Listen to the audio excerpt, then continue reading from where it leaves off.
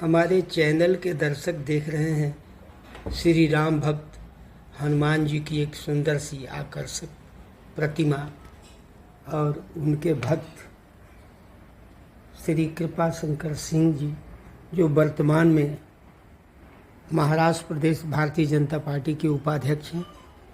महाराष्ट्र के पूर्व मंत्री, आज उनके बांद्रापाली हिल आवास पर हूँ।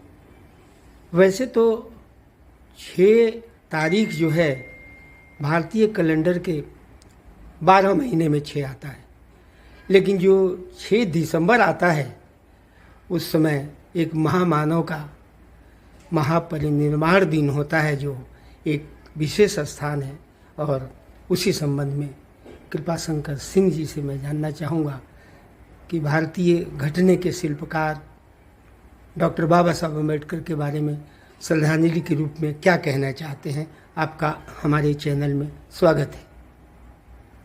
सबसे पहले तो भारत रत्न परम पूज्य डॉक्टर बाबा साहब अम्बेडकर के विचारों को, उनकी प्रतिमा को प्रणाम करता हूँ, नमन होता हूँ, अभिनंदन करता हूँ।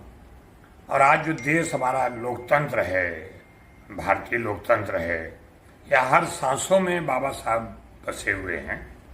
और बाबा साहब ने आज़ाद भारत के प्रथम राष्ट्रपति को जब देश का संविधान सौंपा था, आज उसी संविधान के तहत देश चल रहा है, आगे भी चलेगा। इसमें जो है समानता, इसमें जो है विकास, इसमें जो है एकता, इसमें भारतीय लोकतंत्र की परंपरा, भारतीय सांस्कृतिक परंपरा और भारत की जो धरोहर है वो हमारा संविधान है।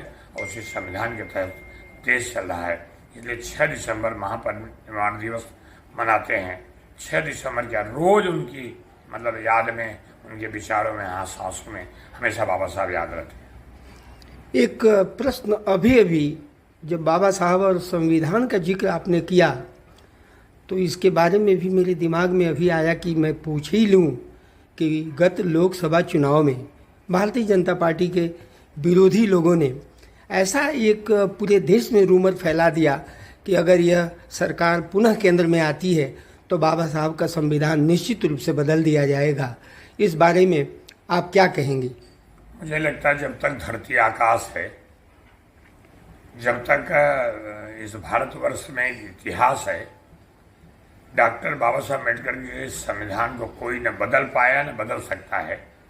क्योंकि इस संविधान को बदलने की बात करके कुछ लोगों ने लोगों को भ्रम की स्थिति पैदा की। और अभी क्या है, हो तो गया ना, लगभग 1.5 साल सरकार हो गई। क्या हुआ? कहीं डॉक्टर बाबा साहब अम्बेडकर के संविधान बदलने की किसी ने बात की? ये भ्रम था, और भ्रम एक बार फैलाया जा सकता है, गुमराह एक बार किया जा सकता, हमेशा नहीं होगा। आने वाले समय देश की जनता सिर्फ और सिर्फ बाबा साहब अम्बेडकर के उसी संविधान चली जैसे आज चल रहा है। धन्यवाद।